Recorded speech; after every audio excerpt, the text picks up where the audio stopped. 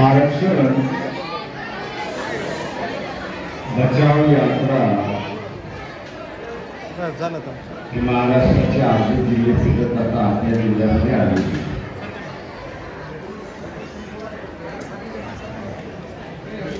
एक अतिशय आनंदाची गोष्ट आहे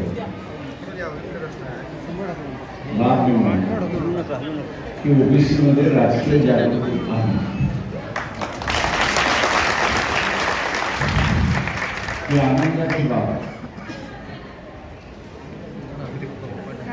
जोपर्यंत राजकीय जागृती येत नाही तोपर्यंत चिंता होती की जरांगे पाटील यांची जी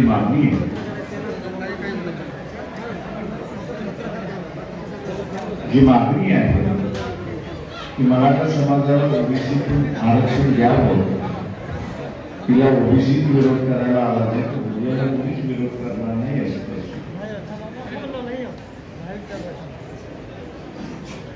आज ओबीसीत आला तर स्वतःच्या अधिकारासाठी लढतोय. स्वतः मास्क म्हणून लढतो.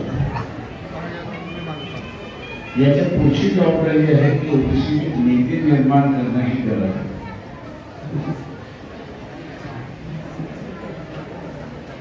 नीती निर्माण करणं गरजेचं आणि ती स्वतंत्र नेतृत्व निर्माण करणं गरजेचं.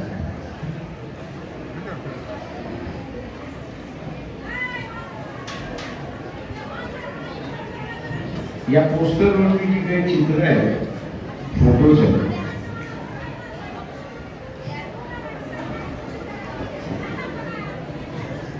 त्याच्यापैकी एकच व्यक्ती मी असं म्हणेन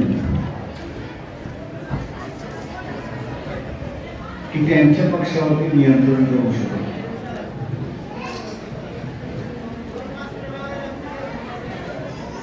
तो त्यांच्या पक्षावरती नियंत्रण करू शकत होता आणि त्याचं नाव आहे गोपीनाथ.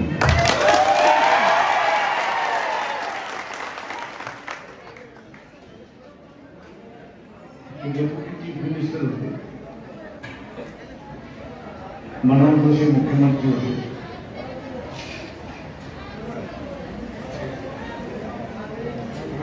कोण आलाय तर संध्याकाळी प्रकाशात भेटता येईल, कुठेही भेटता काय. दुसऱ्या दिवशी भेटले, पदवी राजीनामा दिला.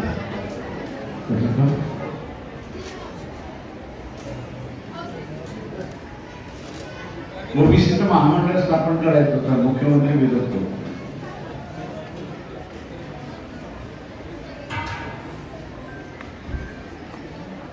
म्हटलं तुमच्या पक्षात कोणी झाली? त्याला माझा पक्ष म्हणजे मीच पक्ष. गोपीनाथची स्टाईल होती. म्हटलं गोपीनाथ सभेमध्ये भाषण करणं वेगळं आणि चर्चेमध्ये वेगळं.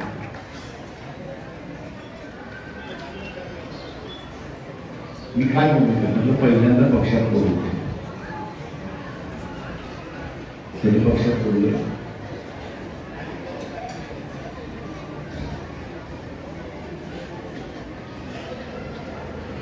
आणि शेवटी त्यांच्या पक्षाने त्यांना मान्यता दिली. तुम्ही करा. ही बातमी तशी पसरली, तशी मनोहर जोशी त्यांना बोलून घेतली, फाईल साईन केली आणि म्हटलं गोपीनाथची जे फाईल आहे याची आम्हाला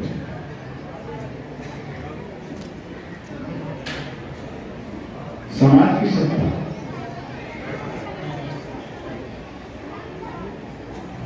समाज की सत्ता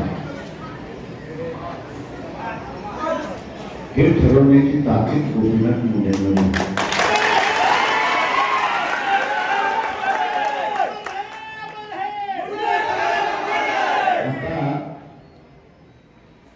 तसं फार कोणी नाही गेलं आणि मग या निवडणुकीमध्ये तो आपल्याला ते नेतृत्व आपल्याला निर्माण करावं लागेल हे लक्षात.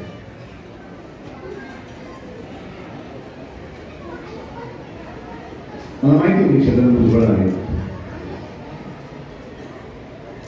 पंकजा मुंडे आहे,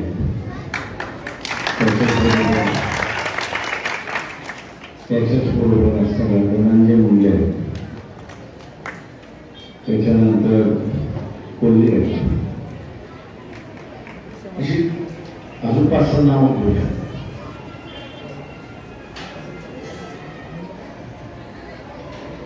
पुढची ताकद मुंडेंमध्ये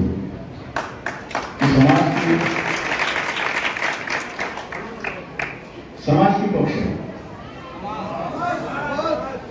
दुर्दैवाने इथे जरा कमी दिसते.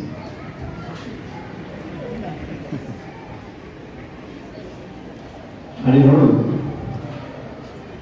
या निवडणुकीमध्ये ओबीसी समाजाचे आमदार आपण निवडून आणले तर त्यामधनं ओबीसीची लिडरशिप उभी राहील आणि ती लिडरशिप उभी राहणार ही महत्वाचं.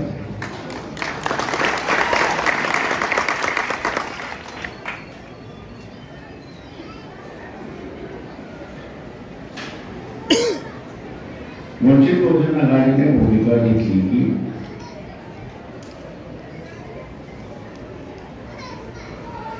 न्याय हा सगळ्यांचे आणि म्हणून अगोदरपासून भूमिका घेतली. ओबीसीचं ताट वेगळं आणि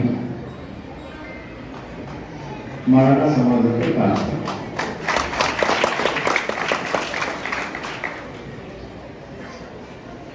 आज जसं भांडण होते ते एकत्र केलं तर अजून भांडण होतं,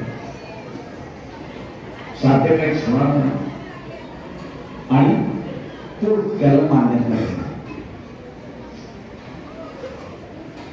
आजही मी असणारा गरीब मराठा आहे, त्या गरीब मराठाला सांगत असतो की तुमचं खरं भांडण कोणाचंही पहिल्यांदा बघा. तुमचं खरं भांडण ओबीसीच आहे का? मग ते जिल्हा परिषदेमध्ये तुमचं त्यांचं भांडण झालं का? नगरपालिकेमध्ये तुमचं त्यांचं भांडण झालं का? बाजार समितीमध्ये तुमचं त्यांचं भांडण झालं का? विविध कार्यकारी सोसायटी आहेत त्याच्यामध्ये तुमचं भांडण झालं का? दूध सोसायटी आहे त्याच्यामध्ये भांडण झालं का? पतसंस्था आहेत त्याच्यामध्ये भांडण झालं का? कोऑपरेटिव्ह बँक आहेत त्यांच्यातून झाले का? डीसीसी बँक आहे त्याच्यामध्ये झाले का? नाही, कुठेच भांडण झालं नाही. मग हे अचानकपणे असणारा मी त्या गरीब मराठ्याला विचारत असतो की ओबीसी असं विरोधक आणि आलो हे आला कुठून?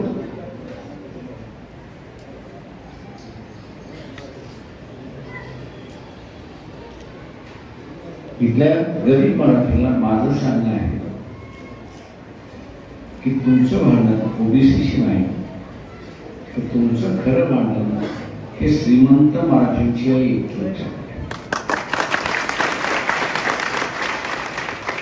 आणि हे श्रीमंत मराठे फार मोठे नाही आहेत, की 169 कुटुंब आहेत फक्त महाराष्ट्रात. 169 कुटुंब आहेत.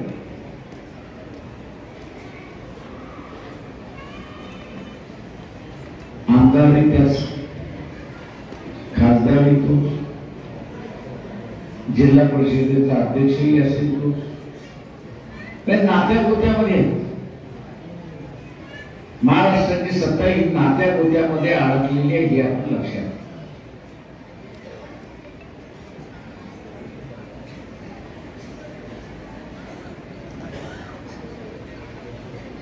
कोशिकांना चांगलं उदाहरण दिलं की बीजेपीचे काउंटिंगची एजंट चव्हाण जिंकला तर त्याच्यामध्ये जिंदाबाद मुर्दाबाद करायला मोकळे का? नात्यातला याच्यातून हा विचार आहे, याच्यातून आपल्याला काय परत खायला मिळतंय बस झालं.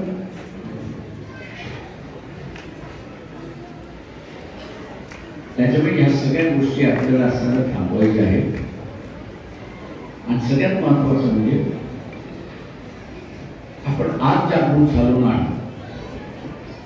तर आपल्या हातातून काय गेले हे लक्षात. मी नेहमी म्हणत असतो मी मुसलमानांचे उदाहरण देतो. बीजेपी काय दाखवते? मुसलमानांच्या विरोधात आहे की नाही दाखवते नक्की. बरोबर. किती बीजेपीच्या मुलांमधून बीजेपीचे जे नेते आहेत वरची लिडरशिप जी आहे त्या वरच्या लिडरशिपच्या मुलाने आणि मुलीने किती मुस्लिम मुलां मुलींची लग्न केली आहेत माहिती आहे का? नाही ना. मोबाईल वापरता कशासाठी वापरता? तर मी समोर आलो तर माझा फोटो काढा ना. हा कशासाठी वापरता? रात्री बसल्या बसल्या दुसरं तिसरं काही बघू नका.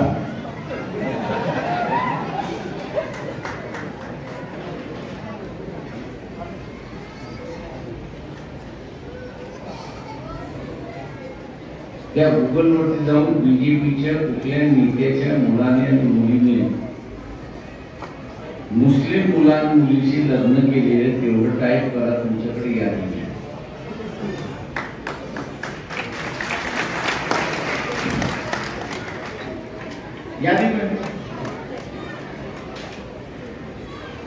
ते मस्तपैकी बिर्याणी खातात आणि आपण असं नुसतं हलकं मोजत बसतो. ही मुळात त्या माणसांची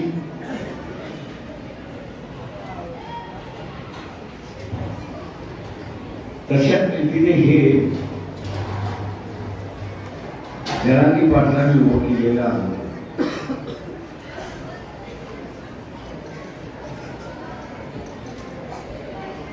तो दाखवतोय की मी म्हणतोय गरीब माणूस तिथपर्यंत तो प्रामाणिक सरळ राहतो. पण ज्यावेळेस तो म्हणतो की ओबीसी कडून माझ्या हातला ओबीसीच्या कोट्यातून द्या, तिथं तो राजकारण करतो.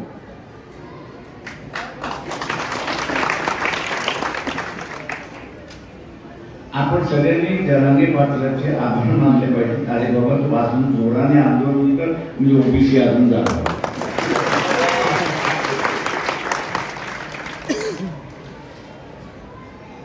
त्यांनी आपल्याला जागरूक केलं, आनंदित आहे. त्याचा हाल घालून मी सत्कार करतो.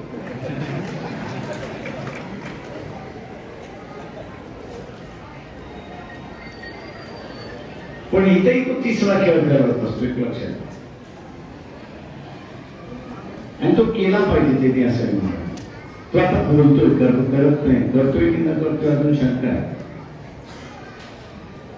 आणि ती म्हणजे तो जो म्हणतोय ना 288 मी लढणार, ही त्याची तिसरी खेळी. म्हणजे एका बाजूला ओबीसीचा माहोल उठून दिला,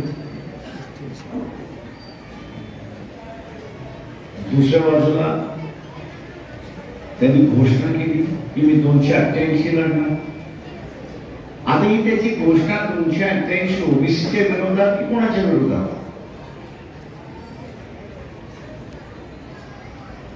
कोणाच्या विरोधात?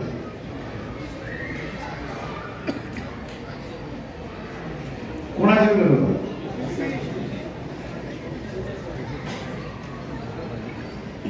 ओबीसीच्या विरोधात.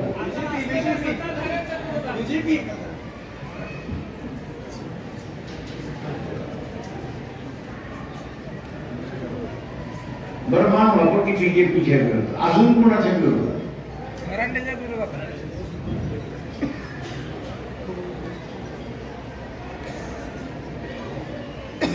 तो ओबीसीची ढाल करून श्रीमंत मराठ्यावरती वार करतो. आणि माझं म्हणणं आहे की त्यांचं वार करा.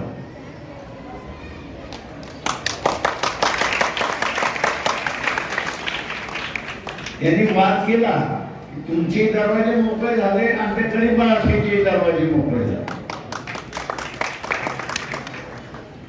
तो करतोय की न करतोय हे आपल्याला बघावं आहे.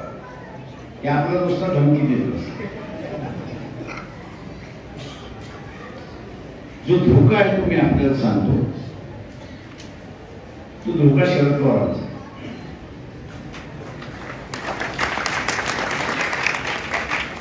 225 जागा लढणार म्हणून जिंकून आणणार म्हणून सांगितलं समाजाच्या, आणि नंतर तो लढला आणि म्हटलं नाही आघाडी.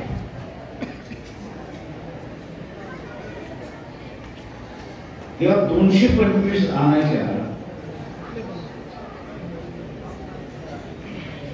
याचा खेळ आपण लक्षात घेऊ. आरक्षणाला धोका विधानसभेच्या निवडणुकीच्या अगोदर नाही. ओबीसीच्या आरक्षणाला धोका हा विधानसभेनंतर आहे, लक्षात.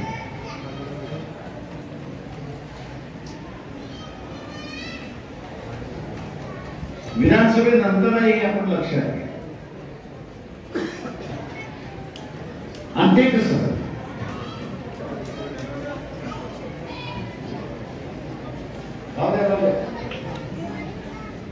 आणि ते कसं ओबीसी समाजाची मागणी आहे. ओबीसी समाजाची मागणी आहे. काय मागणी आहे? जात करणं झाली ऐक नाही, ही मागणी आहे की नाही? याच मागणीला धरून तुमचं आरक्षण घ्या.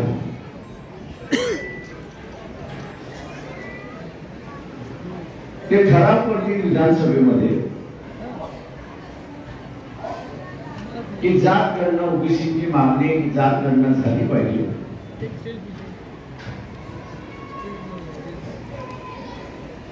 आणि म्हणून ही विधानसभा ठराव करते की जात करणं झाली पाहिजे.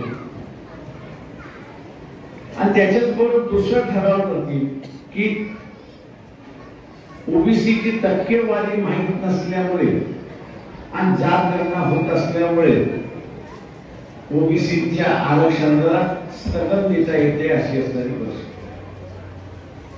स्टे देऊन टाका. स्टे दिला तर काय झालं? हे लागू होणार नाही. पॉलिटिकल म्हणजे राजकीय आरक्षणासाठी तो खेळ सुरू. हायकोर्टात, सुप्रीम कोर्टात झाला. आता शिक्षण आणि नोकरीमध्ये जे काही लागणार आहे त्यांना असणार विधानसभेमार्फत लावल्या जाईल.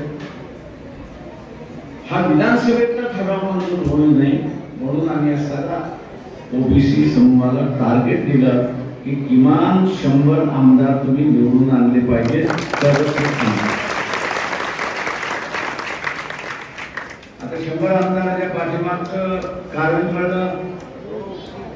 निवडून आणणार. आता हे निवडून आणायचं असेल तर अजून एक गोष्ट केली. अजून एक गोष्ट केली. आपण बघा की मी पडलो, त्याच्यानंतर जानकारी पडली, त्याच्यानंतर पंकजात मुंडी पडल्या.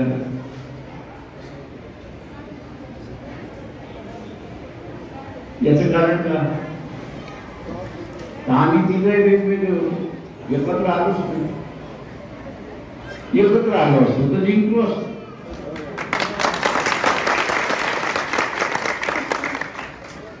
या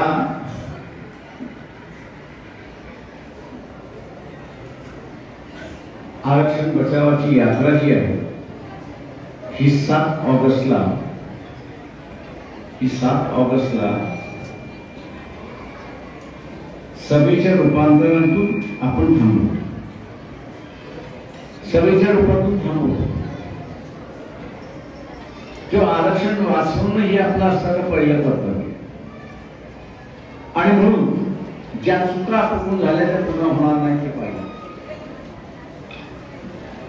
ज्या चुका झाल्या त्या आपल्याला पुन्हा होता कामा नये आपण हे पाहिजे. आणि म्हणून आपण काय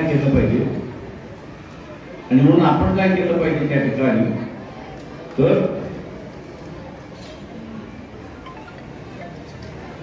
ओबीसी समूह एकत्र आहे हे दाखवणं गरजेचं.